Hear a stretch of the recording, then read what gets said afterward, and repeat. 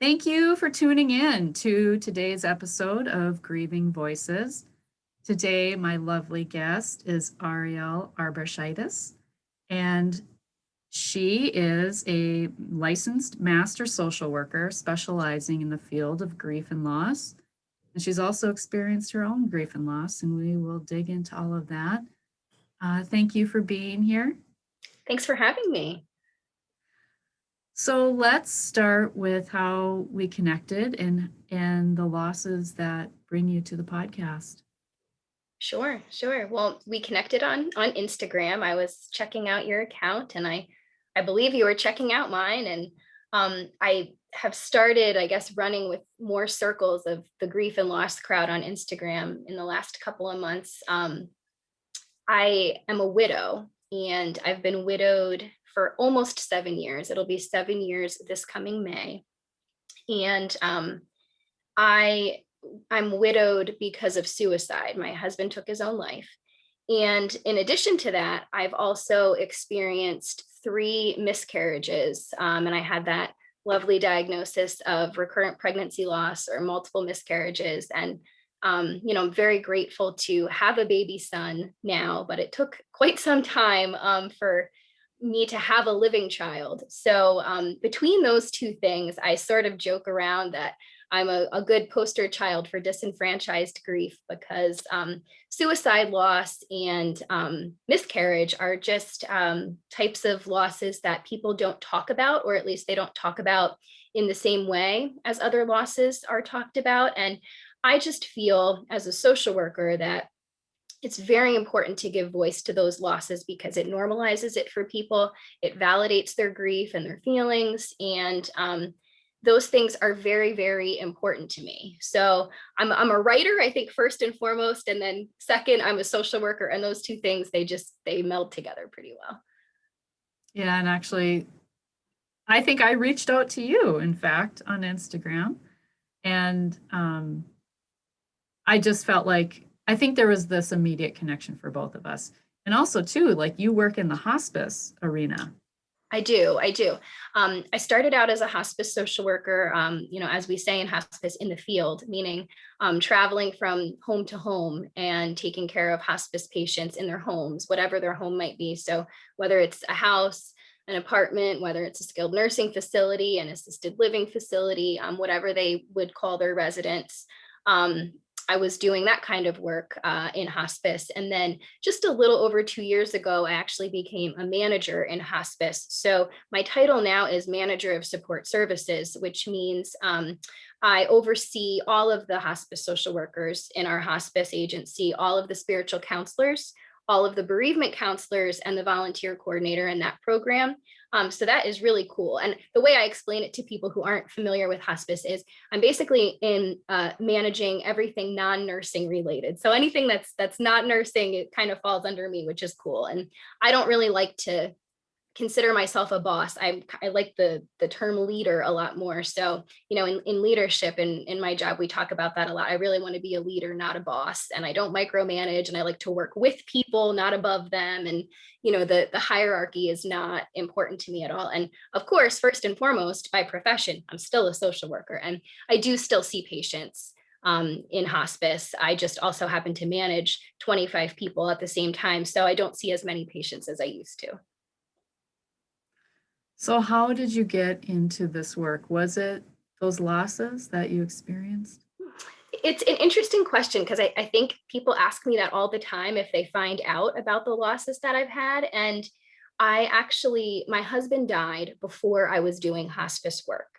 However, I had interned for hospice when I was getting my master's in social work. One of my field placements was in hospice. And that's how I knew that I was called to do that work and I really wanted to. My husband was still living at that point. And then, of course, my husband dying by suicide, that has nothing to do with hospice, for the most part. But a loss is a loss, and grief is grief, and widowhood is widowhood. And, what you experience in the aftermath, there's so many similarities, no matter what the loss or how someone died. So after my husband died, I worked at my previous job for about a year, a little over a year, before I made the jump to go to hospice as a full-time employee, because I felt like in my first year of grief, it probably wasn't the smartest thing to do just for my own self-care. I didn't want to dive right into helping other people with death and dying and their grief and their losses when I really needed to take care of myself. But as more time went on, I thought, okay, well, I'm still grieving, because I think you grieve forever. That's my belief. Um, I thought, well, I'm still grieving, but I really think that I'm healthy and well enough and healed enough that I could help other people. And I think my personal experience was really going to benefit what I could give to a job like that. So I hopped back into hospice at that point, and I hadn't had any miscarriages. I hadn't had any baby losses at that point. I wasn't able to have children with my late husband. And that was always a personal struggle too, where I really wanted to become a parent, but I couldn't, and I couldn't, and years passed and I couldn't. And, all the trying, anybody who's been through this, you try and years pass, and it becomes so heavy. So then losing my husband, of course, I was losing all that too. So if I really wanted to be a mom, now I have to find somebody who wants to also be a parent. And how am I ever going to find this perfect person? I have to start all over, and, wasting more time. And that's kind of the wheels in my head were turning with that kind of a thing. But I am remarried, and I've been married for it'll be 4 years this summer. So about 3.5 years right now that I've been married to my current husband, Jeff. And all of the losses that I've experienced with the babies were with him. So we had a lot of struggles trying to become parents as well. And it was just loss after loss after loss with him. And those were really, really difficult in a completely different way. And as far as the hospice work, it was always really cool, seems like the wrong word when I'm talking about loss like that, but it was always really cool to be working for a hospice agency when I was going through those losses, because you can imagine, if you work in the field of death and dying and grief and loss, you're going to be, I think, more compassionate to your colleagues that are going through something like that, even when it's disenfranchised grief. And if I needed to, obviously be off from work for a few days to recover, or, go through a surgery and recover from that, I felt like everyone was very thoughtful and caring, and it was a really great place to be working when I had to go through something like that. And I know so many people don't have that privilege. So that was always, a blessing. I don't think people were apt to talk about it with me so much, because it's still like that hush hush kind of grief, even in the field of grief and loss, believe it or not. But I did feel a lot of compassion when I worked with hospice during those. I can imagine the whispers. It's like, oh, I heard she had a miscarriage. And, it's like the people that feel so uncomfortable with don't know what to say and don't know how to behave around someone who's had a loss like that. And, I just want, for our listeners who may not be really as familiar with the term disenfranchised, it was actually coined by a professor in the 80s when he had a student that talked about the death of her ex-husband, and how her loss wasn't even really recognized. And even though they had been together for many, many years, and but in grief recovery, it's like the label doesn't help us. It doesn't tell us how to move beyond the loss. But I just wanted to explain the definition a little bit. So when that happened with your first husband, what were some of the things that you experienced and went through in respect to feeling that it was disenfranchised? Like, can you elaborate more on that? Yeah, absolutely. And again, to your point, I guess I was lucky that I was actually truly married to him. So I was a recognized widow by society, versus if we had been in a partnership for a while, or he was just my fiance, or, people just, society likes the labels, right? It doesn't help us grieve, but society recognizes that, because this disenfranchised grief is grief that's not recognized or acknowledged by society in the same way as other grief. So things that I experienced by way of this disenfranchised grief terminology. I think, my husband dying by suicide, it makes people uncomfortable, and rightly so, because it is a trauma. It was a traumatic experience for me. But they they rope you into the story. So the way I explain this is, people will say things like, did you notice anything? Or what's the worst version of that question I always say is, didn't you notice anything? And like that just kind of gets you. It kind of takes you into the story as though you were the bystander there, and you somehow have some responsibility to retell that story for people. People don't tend to ask those questions when someone is dying of a medical event, a heart attack, cancer. Even, if somebody is a soldier in the military, we know as society, it comes with that expectation that you might be on a dangerous assignment, or war might be part of the equation. It doesn't make the loss any easier for anyone who would lose a spouse or a person that way. And that's not what I'm saying. It's just that, if you said, my husband died in war, okay, my husband died of cancer, or my husband had a heart attack, nobody asks you to retell how the heart attack went, or what happened, or what was noticed, or what wasn't noticed. And, I think people sometimes they come from a place of like morbid curiosity where they actually want to know what happened with my husband. But for the most part, that's not even why those questions are asked. People are just so caught up in that story that they pull the bereaved into it. And I think that was often really hard. And just the not talking about it. People will talk about folks who have had long battles with cancer, for example, and have died in that way, equally as awful. There's no hierarchy again with the grief, but people don't necessarily want to talk about the fact that my husband took his own life and killed himself in our house. And I don't necessarily always want to keep retelling that story over and over either, but it's all very quiet, not to mention his name, not to say, oh, he was such a great person, or he was this, or he was that, or let me tell you a funny story. And, that was kind of difficult too. It's a different honoring in a way by the people who maybe not even, even if you don't necessarily have a close relationship with someone, you can definitely find something. You had some interaction, you can share something, a memory or an interaction or something with that person.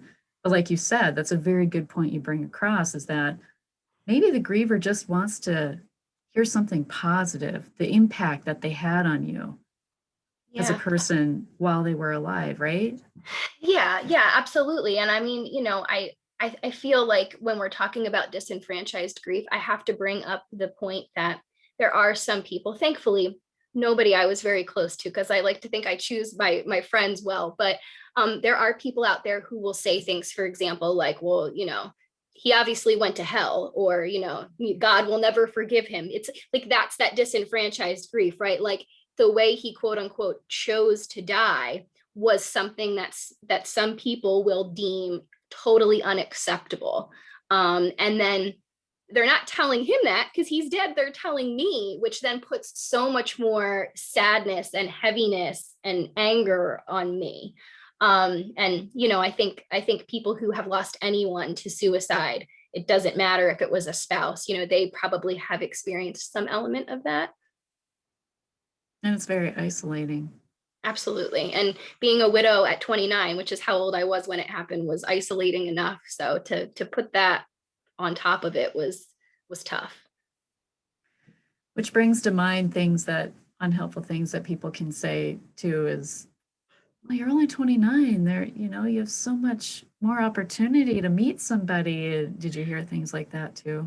Oh my gosh. So my favorite story about this is at Rick's funeral. I'm at the front of the funeral home with the urn of ashes, standing there in like the receiving line. Everyone comes through and gives you a hug or tells you they're sorry.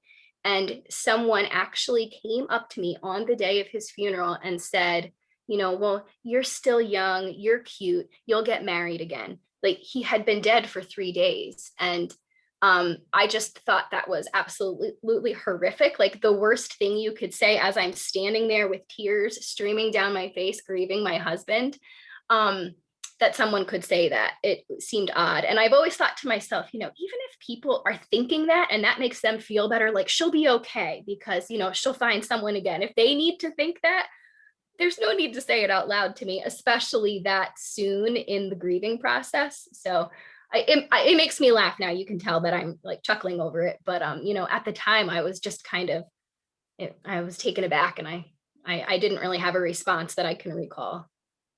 But all of these things, that those comments like that, they kind of stack up, and it's like, and that's why we isolate as grievers, because we'd rather just stay home than go out in public and hear these things, right? Mhm. Absolutely. I couldn't find really anybody at that point to understand exactly how I was feeling, or close enough. I mean, I was 29.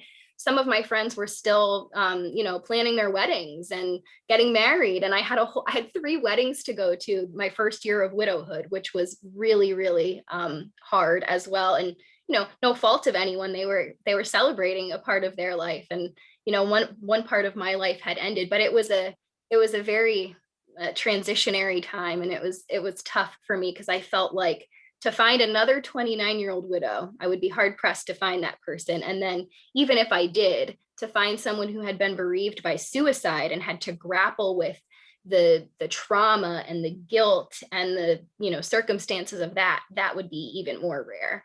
And that was really something. So where did you find support? I think I found support, through writing, because I've always turned to writing my entire life to help me process. And then my writing kind of became my outward grieving. It was like my mourning. And what I did was, I had a daily widow blog where I would write every single night, and I would publish it every single night. And it really gained, quite a readership. And so this was back in 2014. I started the blog 6 days after Rick died. And I just one night decided, I think I have something new to write about, and this will help me. And if people read it and it helps them, really great, awesome. But I'm really going to write it for me. And when I started out doing it, I was writing not so much to help other people who had been bereaved, but to help everybody in my life and beyond know what I might need in any given moment, or how to understand me, or how to see what I was going through. So it was kind of my way of reaching out. Like, you don't even have to reach out to me, but if you read this blog nightly, you'll know where I'm at, because I was all over the place for that whole first year plus. And I did write every single day for over a year, chronicled my whole grieving process in real time. And what ended up happening was, my friends, my family, my acquaintances, my colleagues, everybody was reading this. And in turn, they knew how to support me, which was awesome, because I was asking for what I needed, or I was telling what I needed. And it got bigger than that. And a lot of people that I didn't even know ended up reading it. And I think it's still fairly widely read, because I do get messages from time to time, even though that blog has kind of stopped in time. And then I've started a new blog, where I'm not labeling myself as a widow so much anymore, but it's still there. And I think people find that they're not as isolated, because they have something to go to, and they say, okay, somebody went through something like this, and it's there. And I know that I'm not crazy. I'm normal, because I can read these words. And, that's always been important to me. Have you thought about turning that into a book? I would really like to. And it's definitely, the next thing on my list of things to publish. It needs a little bit of editing, because what I really dream of doing is kind of taking that blog, turning it into a book. But now, almost 7 years later, in retrospect, I have insight into all these little pieces and chapters that I can put in there now that wouldn't have been there before. So I'd like to have, all the stuff from that first year plus the me now giving her insights into things. And I think that would be pretty cool. The good news is, it's basically all written. It just needs to be tweaked and edited. So it's just a matter of getting it out there. But it's actually one of my goals for 2021 to have it be out there published. Well, I would love to support you in that. I started my blog in 2014, my first blog too, and where I was blogging about personal development, growth, spirituality, when I felt like I was starting my personal growth journey after loss and grief and all of that, and ended up writing a book too, and self-publishing it. So I would love to see that come to fruition for you, and I'm sure we can definitely have side chats about that in the future. That's Um, awesome. And yeah, I mean, I applaud you for your book as well. I mean, it's just an awesome thing giving voice to this kind of grief. It's so important. I really can't emphasize it enough. It's not a self-serving thing, and I'm sure you understand that too. You're not publishing a book as this self-serving practice, and that's not why I would choose to do it either. It's just you want to be a voice for these things. Well, and it was very therapeutic. I mean, that was the one thing I didn't expect from the experience, was that it was very therapeutic. But Absolutely. so I want to give you the opportunity, though, to share about Rick in a way that you maybe didn't get the opportunity to others during that time. And maybe in your blog, I'm sure you expressed it through your blog, but tell us about Rick. Rick was a complicated individual, for sure. As you can imagine, for somebody who did take his own life, but he loved the beach. He loved to look up at the sun, and you could find him on a 55-degree day laying out on a towel in the backyard just to catch the rays of the sun, even though it would seem to me too cold to be laying in the sun. It was something that he would do. And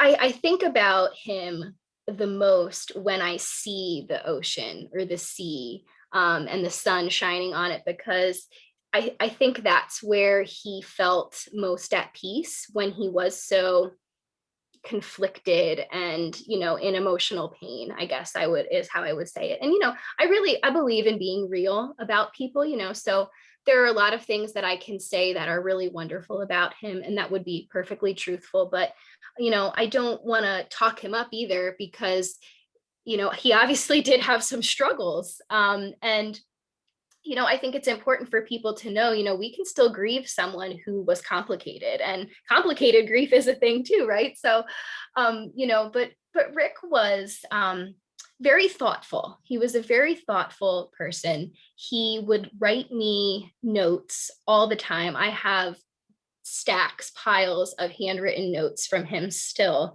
It was kind of a regular thing where I would come home from when I was married when I was in grad school, getting my master's in social work, and I was working full time. So I would go to school at night from like 6:30 to 9:30. I'd be getting home around 10 p.m. And oftentimes he would be asleep already, and he would leave me a note on the kitchen table or a note on the counter. And that was kind of a regular thing. And they were very sweet, and sometimes they were very funny. And most of the time he was funny without meaning to be funny. So that was very cute.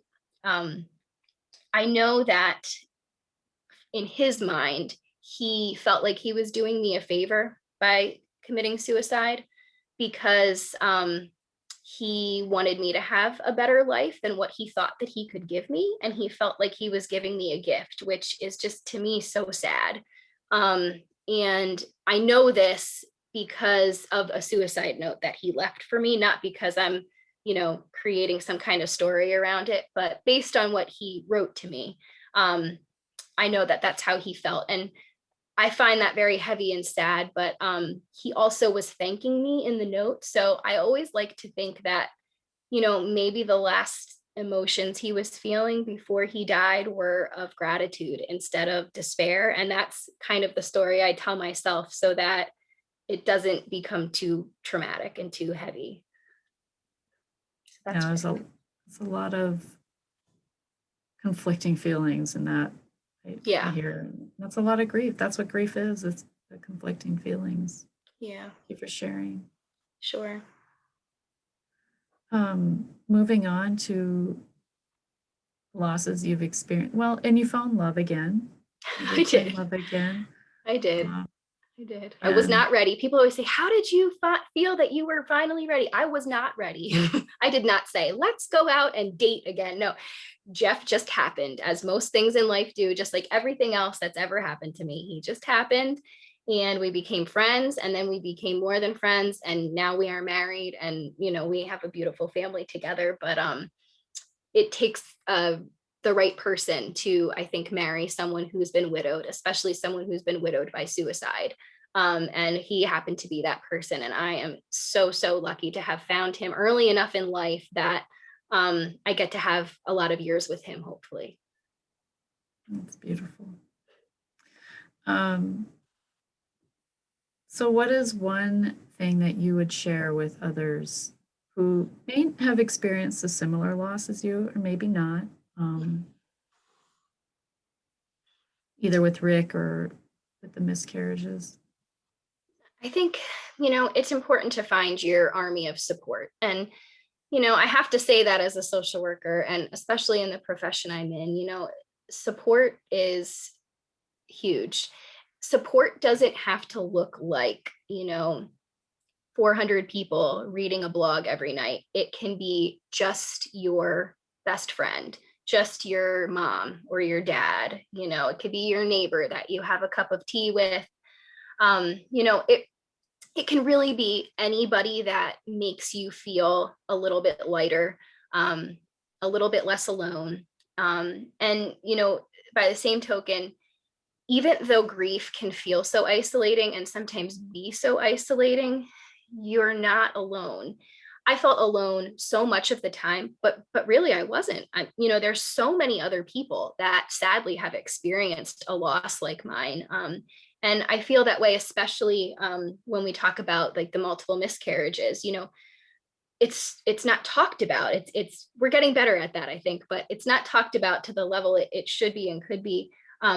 But it's so prevalent, and nobody says anything. And if you're feeling some kind of way, somebody else out there, hundreds of other somebodies, thousands of other somebodies are feeling that exact same way. So it's either just a matter of knowing that to make yourself feel supported, or finding those people to make yourself feel supported. And thankfully we live in the age of technology where you can Google things, and you can find Facebook groups and Instagram groups and blogs. And there's just so many ways to do things virtually if you are isolated physically, that you're not able to go find things. And of course, we're in a pandemic, so we're not doing these large group gatherings and clubs and things anyway, but there's so much out there. There's tons of things out there. Like this podcast. Exactly, like this podcast. Perfect example. Would you like to share about the losses of those little babies? Sure.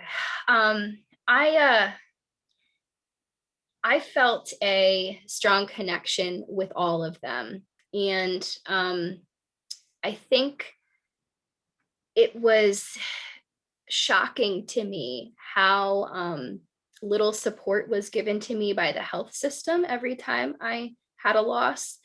Um, and that's one of the things that professionally I'm trying to work on quite a bit in the field of grief and loss. And I had some perinatal death and grief training recently, so that I can try to help folks in the situation that I was in, no matter what gestation. And there's again, there's no hierarchy with this grief, but um, it was just so hard for people to know what to say or do in the health system, in my own life. And my husband Jeff was very, very supportive. And I used to write little notes to myself, because I always go to writing, and I used to write little notes to myself during those different losses, just saying, whenever Jeff is annoying or you're frustrated with him, just remember this moment and how amazing he has been today doing this and this and this and this. And I would list every way that he was able to support me through those, because especially when we got to the third miscarriage, I was a mess. I mean, it was just so traumatic. And it was just this roller coaster of uh, happiness and devastation over and over again, because unfortunately for us, with the last two losses, we had gone in and we had ultrasounds. Everything was fine and perfect and healthy. We saw the heartbeat, we saw the baby moving. And so you breathe a sigh of relief thinking everything is fine. And then for weeks to pass, and then to go in and for them to say that the baby had died, shocking, awful. And then the third time around, you think, okay, well, it's finally my time. Like, it's really going to happen this time. This could not possibly happen again. And you hold your breath and you're just so traumatized, and you go in and you go to ultrasound after ultrasound and they're all fine. Everything's great. Everybody gives you the thumbs up, and you keep breathing a little bit more, a little bit more. And then to go back and have them tell you, the heartbeat slowing down and we think the baby is going to die. For the last baby loss that I had, I actually left the doctor's office knowing that the baby was still alive but going to die, and I had to go home and essentially wait for the baby to die, which it was totally different from my first miscarriage, which was miscarrying at home very painfully. And very different from my second miscarriage, which was finding out that the heartbeat had stopped and the baby had already died, and then getting a D&C surgery to remove the baby that had died. So this third time, it was like, okay, well, it's going to die, but we can't do a surgery yet because it's still alive and there's really nothing we can do. So go home and wait for it to die. So that was gut wrenching. And I think Jeff and I just didn't really know what to do or how to react. And like, what do you do? Do you go to work and just like know that the baby's in there dying and you can't do anything as its mother? And it was so, all my losses were so incredibly different too, which is why I feel like I can relate to different miscarriage stories, because they weren't all the same. So somebody had the first kind of loss that I had, I get that. They had the second kind of loss, I get that. The third kind, I get that. Did they all make me stronger? Probably. More resilient? Absolutely. But it was a really, really hard time for me and for us. And I really began to think that I was just not going to be a parent. And I pretty much did not want to try to become a parent anymore, because the thought of having a fourth loss was almost worse than anything. But like I said at the beginning of this, I do have a son. He's 16 months old and he is amazing. But I was terrified for my entire pregnancy that something was going to go horribly wrong, as you can understand. And I know many moms have been in that place too. So, there is a story unfolding, and we always only see the moment that we're in, like the page that we're on. And I was really stuck there on those particular pages of grief for a long time, not really understanding that the pages would continue to flip, and at some point I'd be feeling differently, even if it meant that I didn't have a beautiful son out of it, because let's face it, that won't happen for everybody. And that's really, really tough too. If I could hug you, I would give you a hug right now.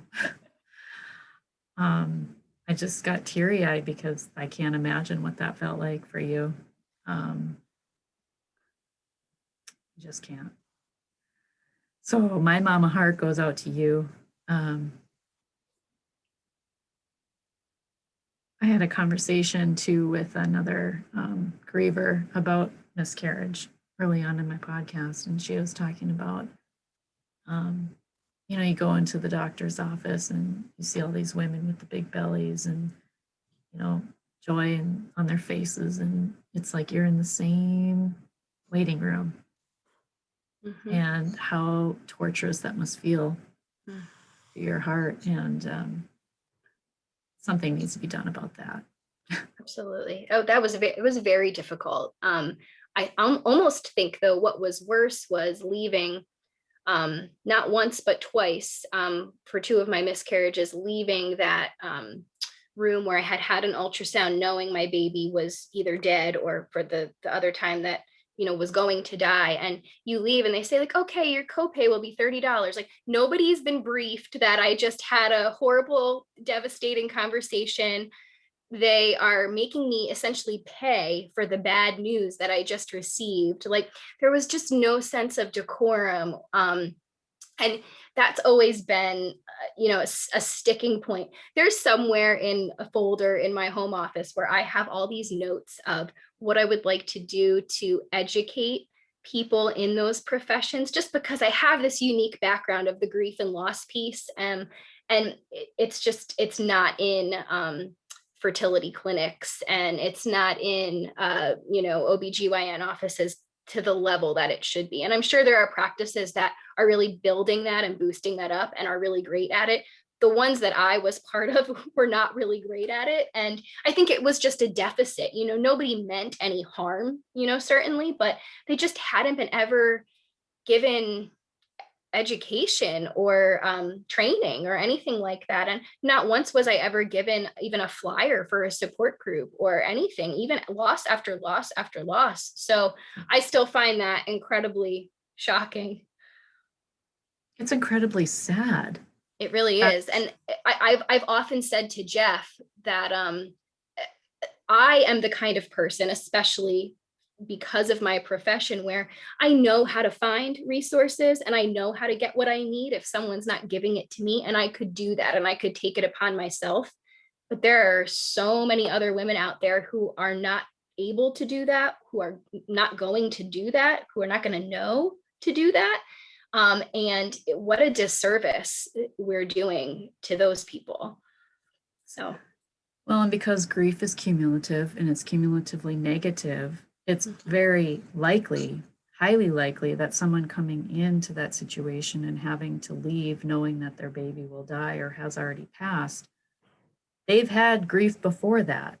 And so it's just more grief stacked on to their lives. And it's almost like, well, can't they just like create this separate unit of the facility that's specially for holding the hearts of people, mothers, like the families, because it's your husband too. Like, how right. did he navigate that too? I mean, it's, we navigated it together as a team for each other, because he didn't have anybody to talk to support him.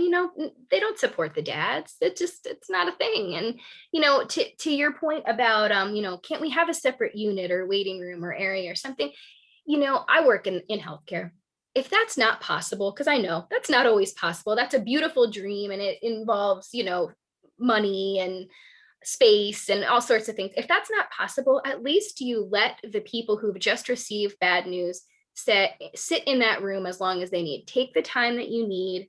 I'm here for you when you're ready to go. And then you assign someone to walk them out, whether it's an arm around them or you walk them down a different hallway so they can leave outside of a different door. You don't have them just check out like everybody else, where everybody's waiting with their big belly and they get charged a copay by a chipper, cheerful person, and they're out in the elevator before they know it, with no support. There are ways to do it. I think there's an ideal way, like what you were saying, that would be the ideal, but there's always ways to think outside of the box. And I think people are either just unwilling to go there, or they have not experienced a loss like that, so they don't even know that would feel good or different or would be important. And I think that's just where the education and training comes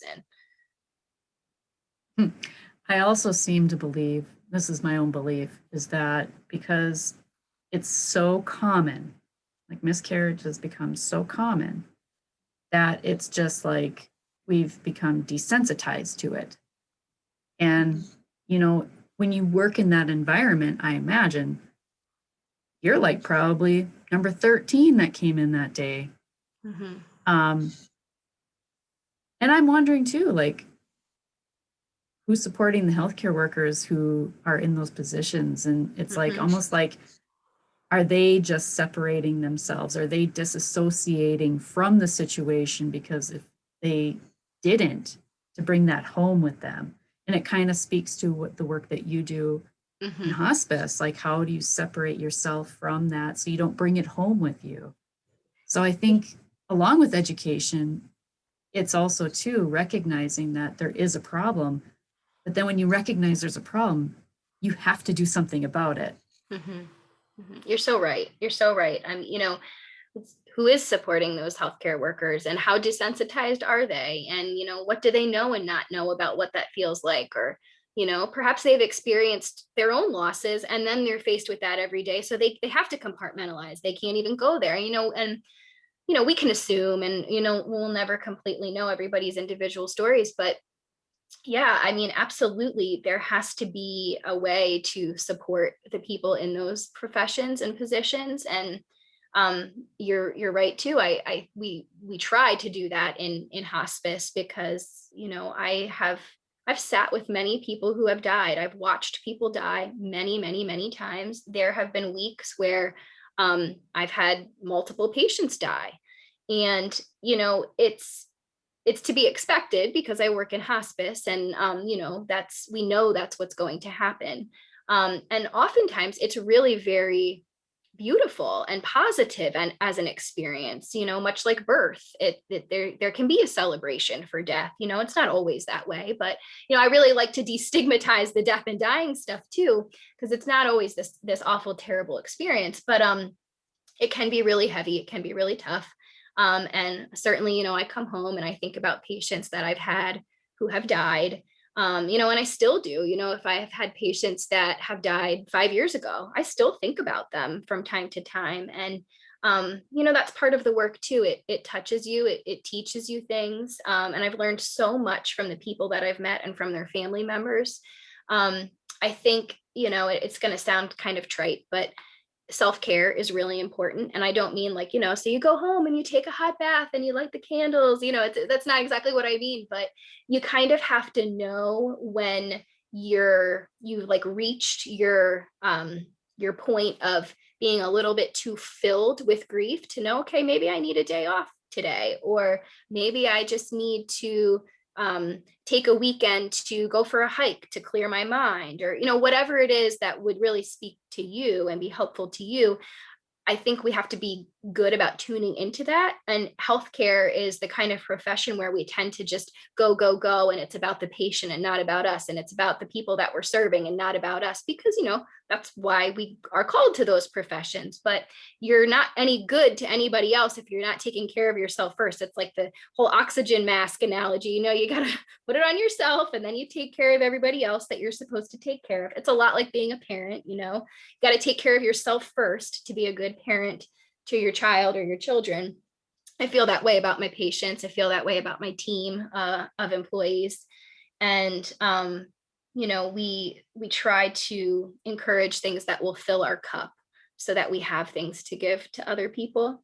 And whether that's resilience training or retreats from time to time, or just we do like a morning inspiration on our morning conference call every morning in hospice. And sometimes it's a joke and it's funny, and sometimes it's more inspiring and reflective. And we try to do things here and there. It's hard because, again, we're in a pandemic and healthcare is very tricky right now, and even heavier than usual, especially in hospice. But we try. And I think the effort speaks volumes too. People see that you're trying to care for them and make sure that they have what they need. So I think that's important too, the effort. Wonderful points. I mean, this podcast episode could very much be for healthcare community too. I'm very wordy. Um, You have to tell me like, okay, you've said enough. no, no, it's all good. It's all good. So what has your grief taught you? So much. um it's really been a journey to learn myself, if I'm being honest. I will never be the same because of Rick dying. I will also never be the same because of all the miscarriages that I've had, but they've shaped me and they've molded me in ways that are allowing me to be the best version of myself. And I think offer bits and pieces of that better self to others. And, I'm still a work in progress. I would hope that I'm not the best that I can ever be. I want to keep improving until the day that I die. But I've just learned so much about myself as a person and what I really need and what I really want, and about fear. When I lost Rick, I was very, very afraid. I was afraid of so many things, what life would hold. I was afraid of the unknown. I was afraid of moving. I was afraid of staying. I was afraid of not finding somebody again. I was afraid of people not understanding. I was afraid of financial burden. I mean, I could write you a list of 150 things. And I was afraid of so many other things that had nothing to do with the loss of Rick. But I think it made me so much braver, because I thought, well, if the worst thing that could ever happen to me has happened to me, nothing could possibly be as bad as that day. So just live every day like it's the best day that you're going to have, and do whatever it is you want to do. And, tell that person exactly what you want to say. Don't keep it inside. And, share this moment with this person, because you have that fleeting thought. Don't let it be just a passing thought. Go ahead and do it. And kind of like actions speak louder than words. So I just started doing all the things that scared me. And that was a very eye-opening experience. And I think it was very positive, and it kind of added to my resiliency. And I don't know, you're probably familiar with like the post-traumatic growth. So I feel like, I could be a poster child for that too. Like you have so many bad things happen to you, but I'm a very happy person. And I think that weirds people out sometimes, but it's because I have learned so much about myself, and I've tapped into so much resilience over the course of time, that it has just served me so well in so many beautiful ways that can't possibly be ignored. So it's really less of like a happy, cheerful, sunny, overly positive personality, and more of like, I've learned from this and now I can use it, and it's made life so much better. And kind of like I guess it's a famous quote, like, shared joy is double joy and shared sorrow is half sorrow. So, that's kind of how I think of things. That's why I write, so that I can double the joy and I can have the sorrow into. I love that. Love all of that. So I can relate to the post-traumatic growth. And I can also relate to, well, let me get your take on this, because when you feel like you've lived 3 lifetimes, and you look back on your life and you recognize where you've grown and how far you've come and things like that. I have found it really challenging to look at others and see them suffer, and knowing that they don't have to. Like there is more to life than what you're feeling right now in this moment. But it's such a challenge for people to get out of that headspace. Mm-hmm. And, we have to be in it for a time. It's whatever time that is. But do you agree or disagree, or what is your thoughts on this, maybe like this idea of being addicted to the suffering itself? You're speaking about other people, not you and I, right? When you say that. Right. Because, like when you've come so far, it's like you just want to pull everybody with you. It's like, just come with me. Let's come. It's not so bad over here. This is amazing over here. And yeah, it doesn't feel good in the process, but no one ever said, I had a post the other day, healing feels amazing, said no one ever. Like the process, the process sucks. It really does. But it's like getting on the other side of that. Mm-hmm. You have to feel everything to feel the good and the joy. And I think that is very hard for some people, harder than for you and me. And, we have most likely either been given the tools by others, or we have built and created our own tools and kind of adapted, whether it's because of privilege, or whether it's because, we've had experiences earlier in life than some other people, and that has taught us how to build resilience and, use history as an educator. Um, not everybody is as lucky as we are, where they feel that they have those tools and that strength and those experiences to build from.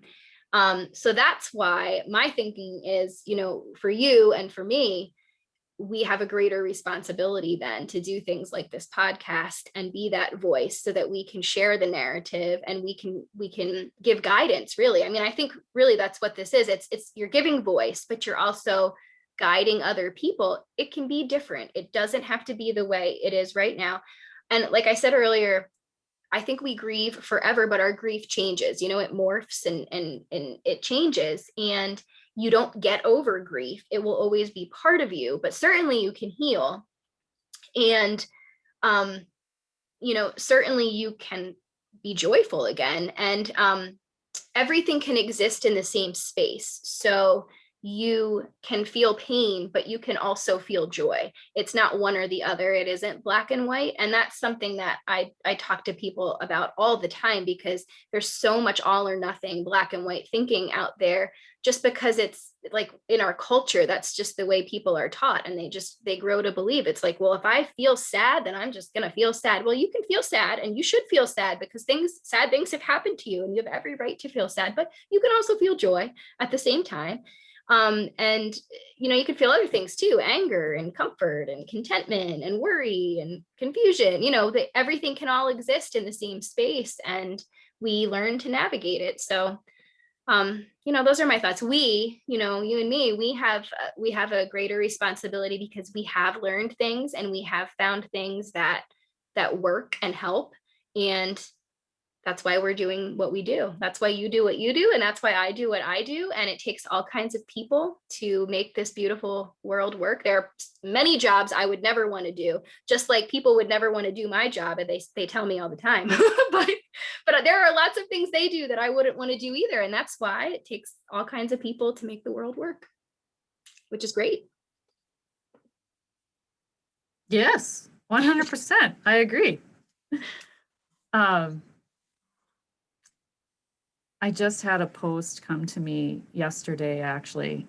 I haven't written about this yet.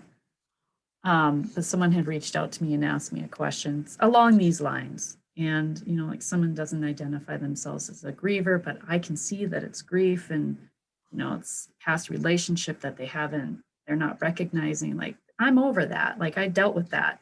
I don't need to dig that up, right? Mm-hmm. And what came to my mind was that if you can talk about it today, like you and I, like you talked about your experience, and you're not laying on the floor a pile of mess, right? And I can talk about my experiences, and I'm not on the floor like a pile of mess. That's when you've done a lot of work. When you can talk about it, Mm-hmm. when you can share your experience, when you can help others through story, and not like a ruminating in the story, but this is what helped me. This is what's possible. I don't know about you, but for me, I found my potential when I shed all of that. Mm-hmm. When I shed all the stories, when I shed the anger, when I shed all the resentment, the grief that had kept weighing on me. The grief has not gone away. I still grieve my father. Certain relationships that changed because of that experience and the trauma that happened to me after. Those things still happen, and that doesn't change that experience. But I can talk about it and it not take me back to that little girl that is scared and fearful and, all those emotions that you talked about. Yeah, you're absolutely right. And, we can also be those people that are okay now and thriving and share that with others, but also say, we were on the floor, a pile of mess at one point, and now we're not. And, that's possible for other people too, because we can keep it real. We used to be a mess and now we're okay. Oh, I was a train wreck. I was a train wreck. Yeah. And, I can laugh about it. I was a train wreck. My life was a mess. I was, abused alcohol and got myself in some really scary situations. And look at you now. But grief was the root of it. Grief was the root of it. And that's where people don't connect the dots of what is happening in their lives, these repetitive behaviors, these things that we're seeking to feel better. They don't connect it to the grief in their lives. And I want to ask you something, because I have a sneaking suspicion, though, that loss of Rick wasn't your first grieving experience. No, it was not my first grieving experience. No, I lost my great aunt when I was a teenager, and she was much closer than a grandmother to me. She was my best friend, truly. We used to sleep over together, and she was very, very special to me. So when I was 16, she died. I experienced that loss. And I had experienced the loss of both of my grandfathers too. So in I would say early adulthood, in my very early 20s. So I am lucky to have a 92-year-old grandmother and an 85-year-old grandmother still living, but I had lost both of my grandfathers as well. So it was not my first rodeo with grief, but it was a very different grief and a very traumatic grief when Rick died. And that's what I say, grief is cumulative, and it's cumulatively negative. It stacks up, right? Yeah. Well, you kind of talked about ways that others supported you and how writing kind of became your way to express what you needed and how you wanted to be supported. What would you suggest to people who aren't writers? Because I'm a writer too, but what would be your guidance in helping people express what they need and need? Yeah, oh my God, I need to edit this out. Like, spit it out, Victoria. Let me start over.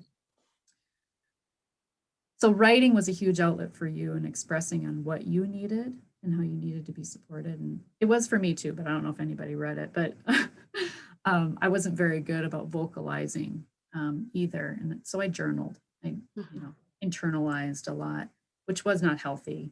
It was good for me, but it wasn't a healthy way to approach. I was an isolated griever. I was the epitome of an isolated griever.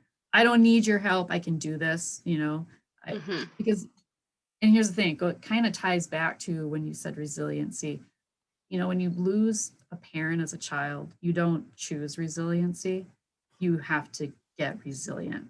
And so I hate when people say that, like, children are resilient, they bounce back. I hate that. Don't say that, people. Please don't say that. If you recognize a child is resilient, it's not because they chose to, because they didn't have a choice. Yeah. Anyway, I digress. What would you suggest to someone who isn't a writer to how to communicate what they need and how to be supported? I think maybe the easiest thing to do would be to take the pressure off and not think about grief and think about how to explain their huge grief to someone, because that is that's a tall order, trying to put that into words for yourself, let alone to other people, to tell them what you need.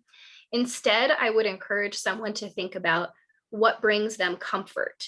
Is it a special warm coffee drink? Is it watching funny movies with a person that you really care about and can laugh with because you feel safe with them? Is it going for a walk in nature? Whatever the case might be, but think about the things that will really make you feel comfort. Like, is there a special comfort food? Like, do you just love, when you feel like crap, you want to eat, homemade macaroni and cheese, whatever it is for these folks.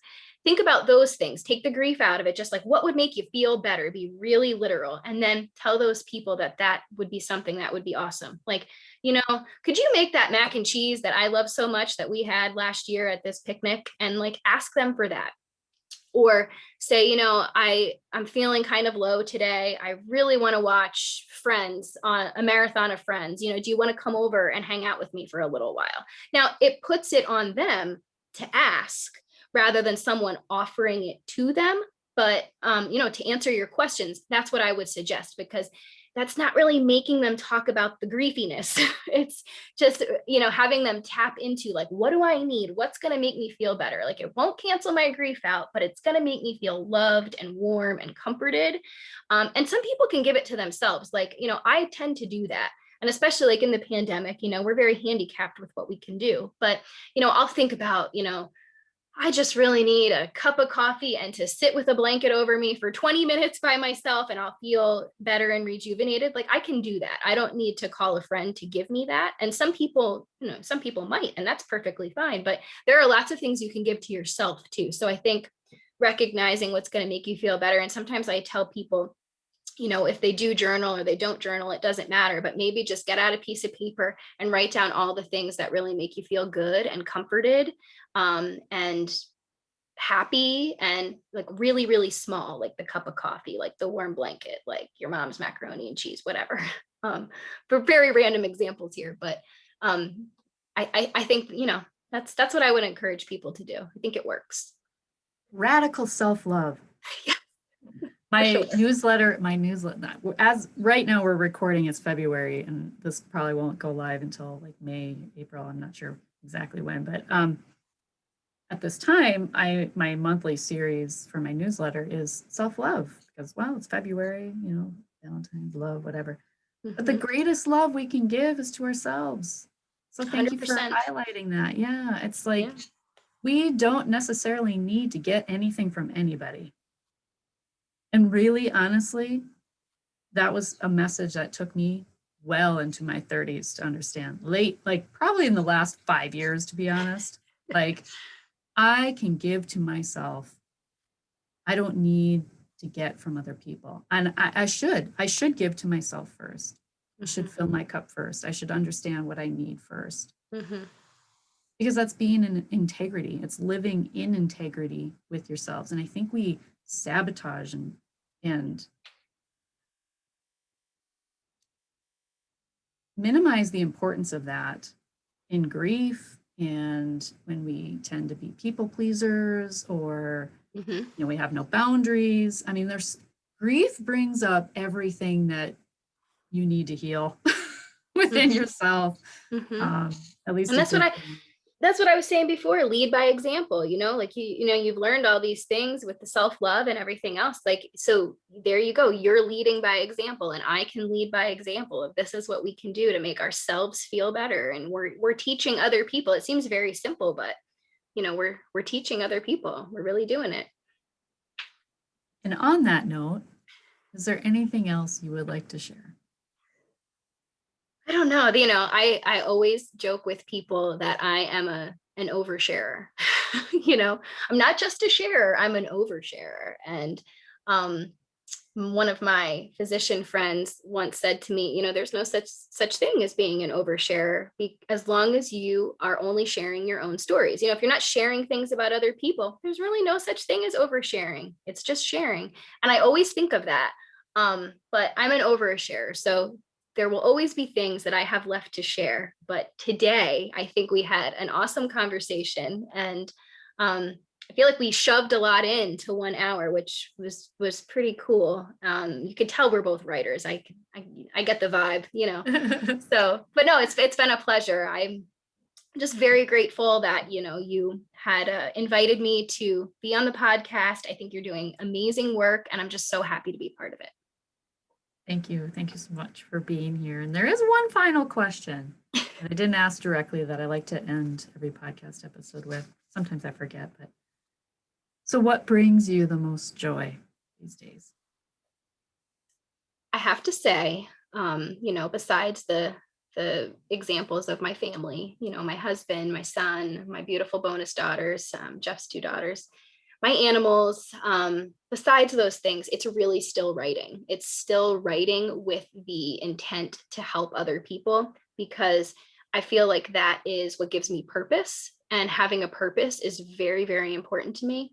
So, my family, of course, gives me purpose, but writing to share, to help, to guide is so very meaningful to me. So that gives me so much joy. Something as simple as being on Instagram and sharing different things with people, that brings me joy. Blogging still brings me joy. Being on the podcast today, it brings me joy. um, Writing books brings me joy. It's kind of like breathing to me. It's self-soothing, and it helps me connect with other people. I'm a social worker, so I like to connect with other people. And Human connection is very important to me, and writing is how I do that first and foremost. That's beautiful. I can relate to much of that. I'm sure. Well, thank you so, so much for being here. This was a jam-packed conversation. I absolutely loved it. So thank you. Thank you. All right. And when you unleash your heart, you unleash your life. Much love.